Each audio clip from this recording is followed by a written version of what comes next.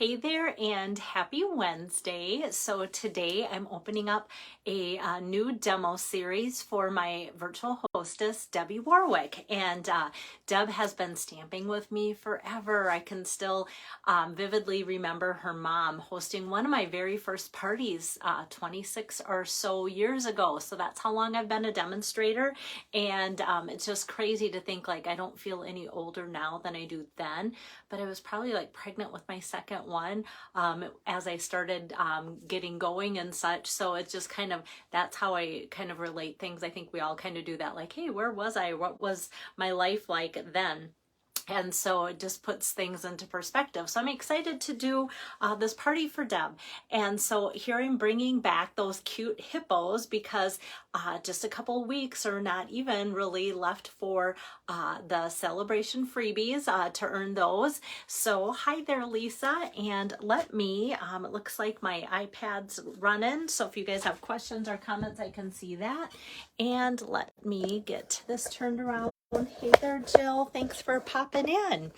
All right, so I've got Deb's host code here. So if you order through her party, you get the 3 cards that I make for free as a thank you for an eye. Hi there, Lisa.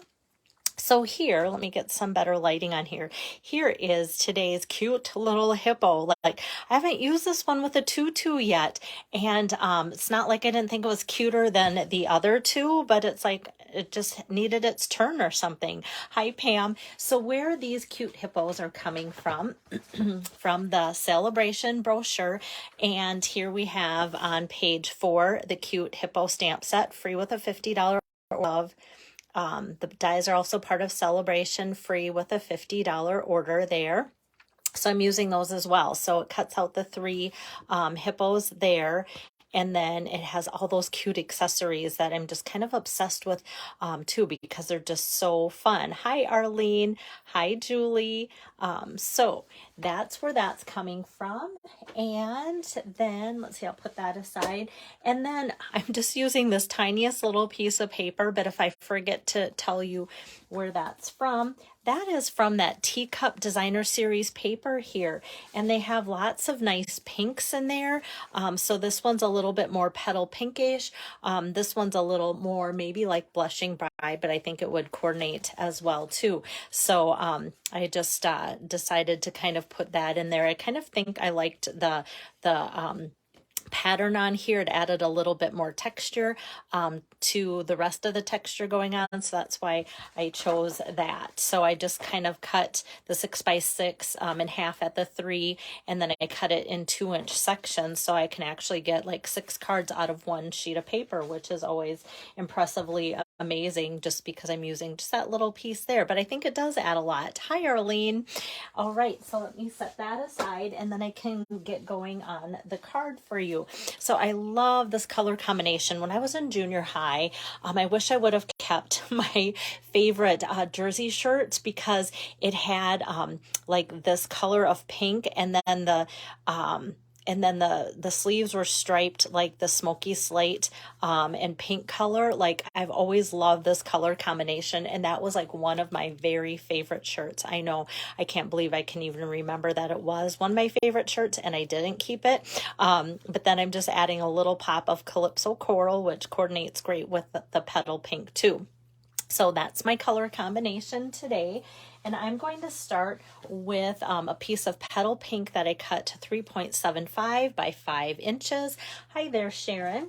And I'm going to grab my Hive 3D embossing folder and run that through. So I'm just going to set my card aside here and bring over my cut and emboss machine. And because this is a 3D folder, I'm going to put that in here on my chunky plate number 1. I'll place it on there, and then I just use plate number 4. That's the only thing that we use to run through the 3D folders. Okay, so we have that looking like that, and you can definitely see the 3D gives it a nice nice groove to that. So it's always nice to see kind of that indentation really thick and strong in there. Hi, Renee. Thanks for joining in. So what I'm going to do here is to kind of just play up that Hive 3D look here, is I'm going to take my blending brush and my Calypso Coral ink pad. My hostess Deb, she's a girly girl, and so I was like, okay, what can I get that's going to be glitzy maybe for her, or pink and such, and so that's why I kind of caught this idea from Stampin' Up! And went, okay, let's see how I can make this my own for the party. Hi, Sherry. So I'm just going to take my blending brush and just give it a counterclockwise swirl here on top of my ink pad, and then I'm going to just take and kind of put that right on top of this embossing powder or embossing folder pattern here, and just kind of go in circles kind of here, there, lighter and darker in some areas, and not all over everything. So just kind of highlights some color, but you can see it definitely picks up that pattern there too. Oh, I've got another Renee. Hey there, Renee. So this, let's see, I'm going to just leave this open because I'm going to come back to that. Now for this is ready to go on my card base. My card base here is also petal pink, and then this is the 4 1/4 by 5 1/2 there, that folded that way. And so these are the same color, but now that I've embossed this and added that Calypso Coral on there, it kind of looks a little messy until I add everything on top, and then it kind of looks fun. But just adding that gives. Right, so that looks like that, and then we can just set that aside while I work on the other aspects. So next I'm going to work on the focal point, which is this cute little hippo with the tutu, and get that inked up on my Memento black ink pad like so. So that's ready to go. And you guys know me, I like to run everything through my cut and emboss machine at once if I can. So I'm going to pull out those free hippo dies. Like I said, just all sorts of cute little accessories in there. And besides the 3 hippos, what I'm using today, this will cut out the hippo. And then this is going to cut out a couple flowers, different sizes at the same time. And then this fun little umbrella. So get those kind of set aside there and bring over my machine again. And I'm going to reload this with my other cutting pads. So we're going to put on top of 1, we're going to put on 2, a cutting plate, and then I can put her on there and get that kind of straight on there. And then I have this scrap of Calypso Coral, so I'm just going to put my umbrella on there, and then that flower die as well, and run everything through at the same time. So here we go.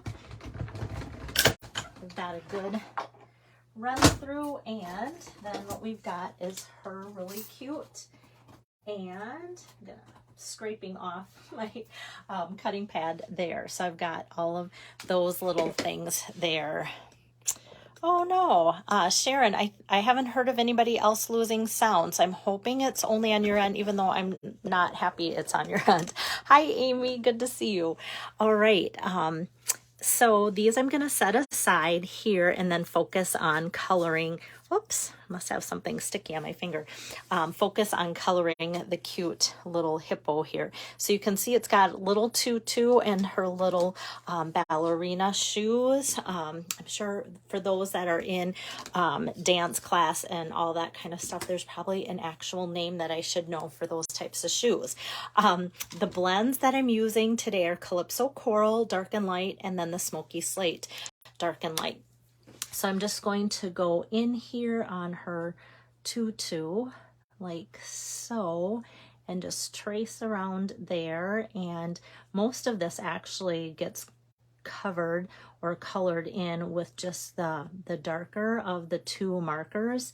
But that's okay. It's sometimes just those little tiny areas that get the lighter part that really make that pop too.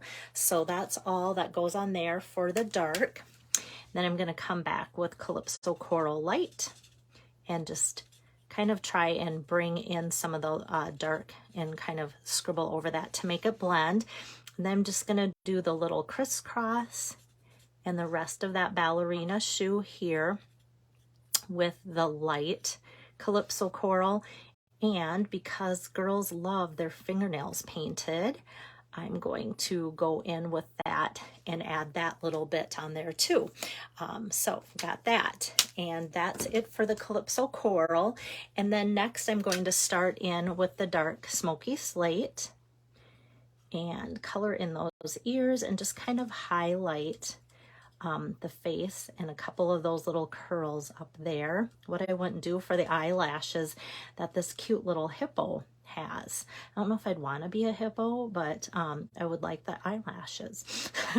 Okay, so then I'm just gonna go in and go around here and just kind of trace the outline of the face here with the dark. Go over the mouth, circle over those little nostrils, and then just kind of fill in over the lines with the dark here, like so. And color that line and just kind of going over all the lines. So it's really pretty easy to fill in just because I'm just tracing these lines like so and kind of just doing that like so. Okay, then I'm going to come back with the light. So you can see a lot of this area is going to be colored in with the light. So I'm just kind of highlighting the dark areas. Okay, now I can just color away. Some people like to start with their light. I just feel like outlining everything in the dark gives me an easy way to color everything else in with the light and kind of gives me boundaries so that I can color fast. If you know me, I like things that come together quick. So I can just fill this in. Tomorrow I'm going to spend some great time, quality time with my best friend since kindergarten, and we used to stamp together, and it was kind of funny because I would try and crank out 20 cards as fast as I could, and she would spend that same amount of time on one card that was absolutely adorable and precious and looked amazing, and we were both thrilled. Like, she was thrilled with her quality, I was thrilled with my quantity. So sometimes it's all in what you want, and that's why stamping is kind of fun because you can pick what you like to do. So there is the cute hippo all done up. So now I'm just going to kind of crank this back out so you can see my whole desktop area a little bit better there, and then we can start the rest of the card assembly.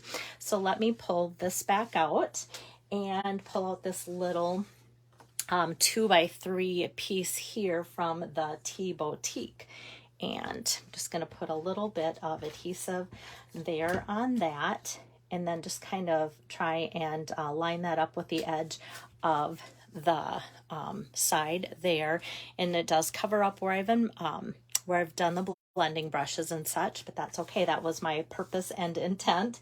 And then the next thing that I'm going to do is just take this strip of smoky slate cardstock. I cut this strip about 2 3/4 inches, just enough, not that that has to be measured perfectly, but that's going to allow enough space there for this fun new decorative circle punch. I love this one from the annual catalog.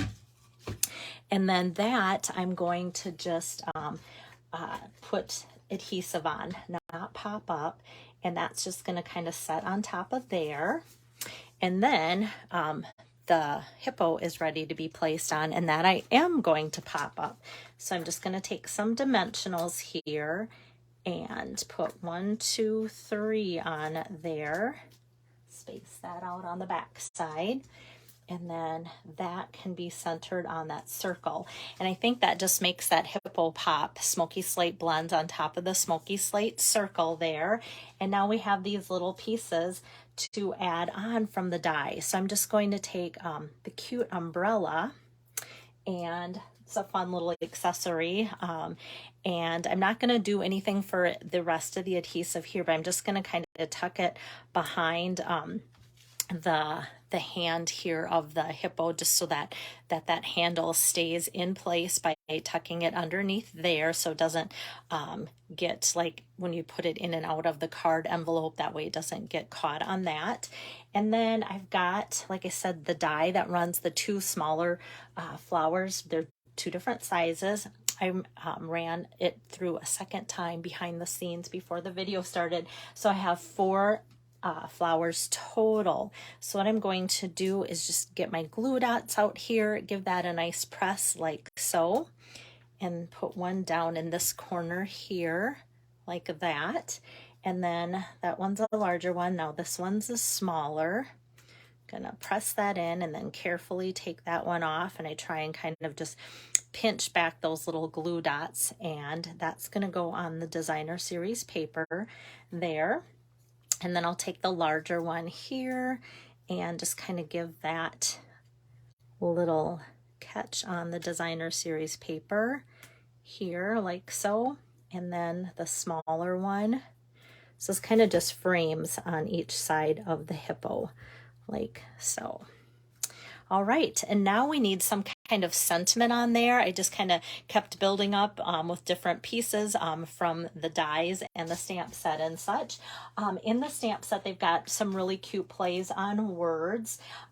So this one says "You're always on point," which goes with that.